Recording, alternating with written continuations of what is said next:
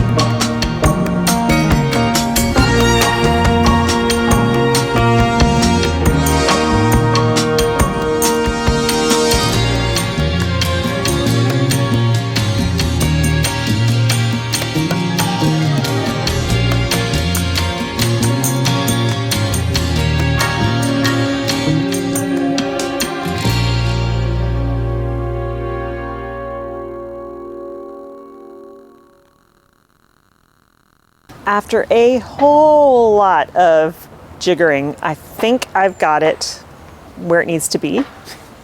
But you know, we'll see. If it rains really hard and things don't work, I might have to like drill some stuff together, but I think it's gonna work. Let's take a look. Okay, so the rain barrel. It is level. It is on top of extra flagstone that we had. And I mean, it's on there. It's hard to shake it. We've got the bottom tube here coming out. And then I have attached a board to the greenhouse because if you see here is the greenhouse board, but this distance was covering the gutter, and so there wouldn't be any rain going into it. So I added an extra board here to create space, a gap, for the water to run off the roof. Look how big the roof looks from here. This first big rain is gonna really put a lot of debris in the gutter, so I'm gonna have to come out and clean it off. There is no end cap here, and some will run off the end, but this is on a very slight slope going downhill. So the water will run down here into the downspout, which will go through this elbow joint into this downspout, flexible downspout, into the rain barrel. And I can take this off and clean out the screen underneath whenever I need to. I do want to install an overflow tube here, but the hardware store didn't have it, so I'll have to come out here and monitor. I may end up just having to open up the spigot and fill a bucket or whatever to continue to gather water, but keep it from getting crazy. This is intended as a planter, so you can drill holes in it and put soil in here and plant. I don't think I'm going to do that because the soil will drop through and hit that grate and just kind of create a problem. So what I think I might do though is I can easily put some 4-inch pots in there that of nasturtiums that'll spill over the side, and so then they can just get watered, and you won't be able to tell that they're not in soil, but it'll look really pretty. So if we look from here, you can see down that gutter. I think it looks okay. I mean, I think it's an attractive rain barrel. Hopefully the system is going to work the way I want it to. Tonight and this weekend will be the first test. I may have to replace out parts, but I think ultimately it's going to be fine. So yeah, big project that I've been waiting on finishing, done for now. So that project's done. I really hope that it works. I'm sure I can fidget and find some ways to fix if the downspouts come apart or whatever. That's solvable. Those were the only parts that were available at my local hardware store. So I had in mind something a little bit different, so I might still search for a better option there. Those parts are super cheap, so it's okay, and I can use them elsewhere. But yeah, I may search for a little better connections and options for that. But I'm so happy to have that done. I had wanted to do big water collection out at the farm this year. This winter. I don't think that's going to happen. There's a possibility, but I don't think there's time. And also I don't have the money for the investment right now, honestly. So we'll have to see how that goes. Yeah, I feel like I'm wasting a major resource. I mean, the well will get replenished, so that's good. Let's just hope that we get enough water in rainfall that the well gets completely replenished, and that there's enough to get me through the season. That's what I'm most concerned about. So yeah, all right. So thanks for hanging out with me today while I put together the rain barrel system for my greenhouse. I think that's going to make a big difference for me moving forward. I can have rainwater, which is chemical free, to mix in my amendments, like the fish emulsion and the kelp meal that I use to feed my plants, and I won't have to worry about chlorine being in there. I can make worm casting tea that way and not have to worry about the chlorine killing off the microbiology in the water. So yeah, it's exciting. I hope you have a wonderful time in your garden, and I will see you in the next one. Bye.